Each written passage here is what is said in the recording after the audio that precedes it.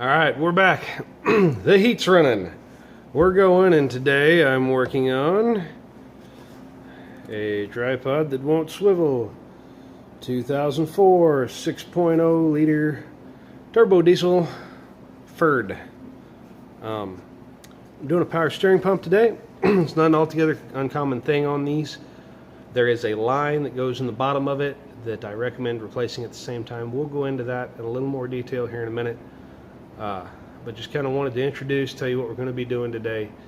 And also, there are a couple special tools that make this easier. One of them is, for lack of a better term, shop made, homemade, made at the shop, that kind of thing. It's just modification of an existing tool, and I'll go over that as well, because it will make a job that's not necessarily difficult but a little bit tedious easier.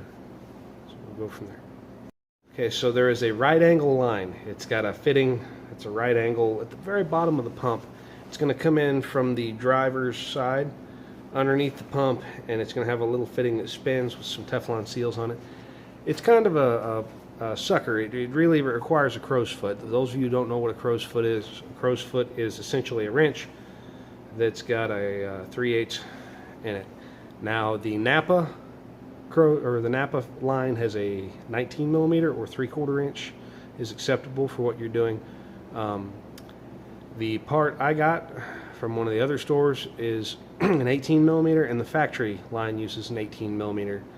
I didn't want to cut up one of my good 18 millimeter crow's foot to get an extra 1/8 turn, maybe a little more, on this 3/16, something like that, on this line. But I did want to make it easier, so I actually went to Harbor Freight and I bought a $7 set of crow's feet.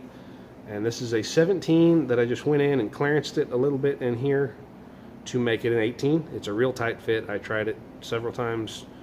I wanted it to be tight. It's not something you want to round off. It's not going to be any fun. Now the other thing is this side here. So you can see the riser is to me, but this side right here, if you cut that off, it was kind of bulbous. It was rounded. You cut that off, and I just went ahead and did both sides because I'm sure I'll need it at some point in time. It allows you to get an extra, 1/8, 3/16 turn, but more than that, it allows you to get a full flat, or a little more, almost a whole quarter of a turn on that fitting, and that's just going to make your life a lot easier. Again, it's not something that you have to do, but for less than 10 bucks, I have this tool that I can reuse over and over and over and over, obviously until I break it. Which will probably happen at some point in time, but it does allow me to be faster at what I do. And if you do have a 6.0 Powerstroke and you are going to have to replace that line at some point in time, probably a lot of people have had to replace it, it's like a $30 part. Adding 10 bucks to it to make your life easier is not a big deal, in my opinion. It's always nice to have the right tool. It helps if you can get it cheap. So we'll go from there, and I'll go in on the other special tools needed here in a little bit. Okay, so this is our pump assembly here. New pumps are shipped without this pulley. I have a puller set. The parts we're going to be using today for that set look like this. This is commonly available for rental from any of the major parts stores. Don't know how much it is because, like I said, I bought this set a while back. We are going to pull a pulley. There's a little lip on here, you'll notice it.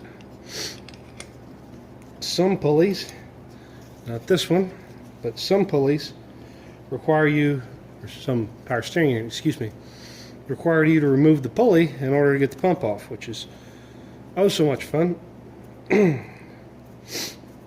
This one, I should mention, if you're doing a 6.0 Powerstroke, there is a coolant hose that is just right in the flipping way. I just worked around it. I think that's probably a good idea, but socket. But anyways, if you didn't want to mess with it, you could always just pull that pulley off and be done. So here we are. We're going to try and see if we can take this thing off.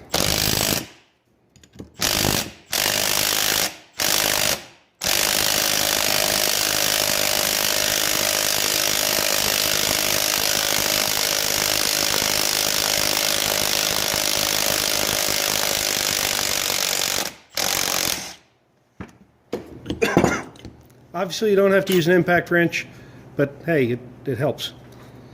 Yeah, I know it's a chrome socket. I don't care.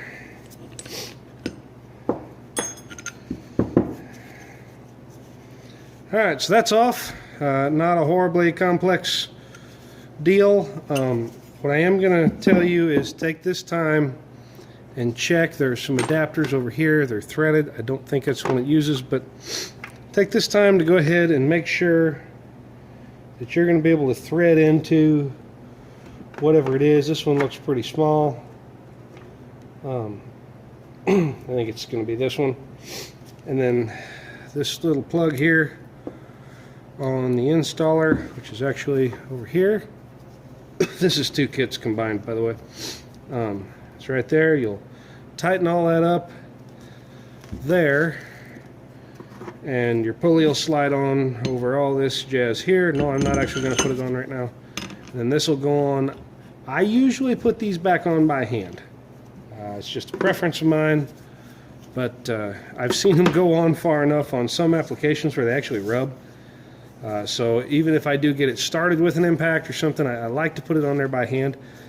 And a tip, I know it doesn't seem like it would do much, but a little bit of bearing grease right down in there. Same thing I do when I'm pressing in a U-joint or something.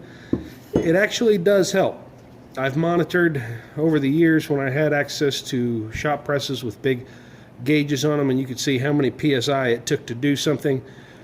The units that you put grease on when you're pressing something in actually does help. The other thing is, if you could put this, like maybe you've got a small infrared style or something, propane heater, or just something where you can set this and get it hotter. Doesn't have to be blazing hot, but hotter than this unit here will help that go on, because it does spread. It's not a lot, but you don't need a lot in a pressed on application in order to make a big difference. So that's that. That's how you remove a power steering pulley. And now we're going to cut to the other screen here. All right, so going back together is just the almost exact reverse of that. A couple things to note. There is a feed line that comes down from the power steering reservoir. It's pretty tough stuff. It's kind of a son of a bitch to get off while you've got that underneath there. Everything's relatively tight, especially on this one being a four-wheel drive truck. There's just some other stuff. It's not an insurmountable task. It's nothing you can't do on your own if you don't want to. But that is the tips and tricks that I know for removing that. I do remove the upper portion of one of the boost tubes. I pull the battery out, the battery tray. The battery tray is 4 bolts once the battery's out. It's not a big deal. They are 13 millimeter headed bolts. And I zipped them right out with cordless impact, and that was that. It just gives you a little bit more room, a little more light. I did not do hardly any work from the top side at all. The only thing I did was to remove the feed line from the reservoir, and that was just so I could snake the whole thing out at once, and then I can pull this tube off and make sure the clips off and everything moves, and it just keeps me from screwing up this line, tube, whatever it is, as we go. So once again, thank you for watching. Please feel free to like, rate, comment, subscribe, other words that I probably can't remember. And thank you for your support.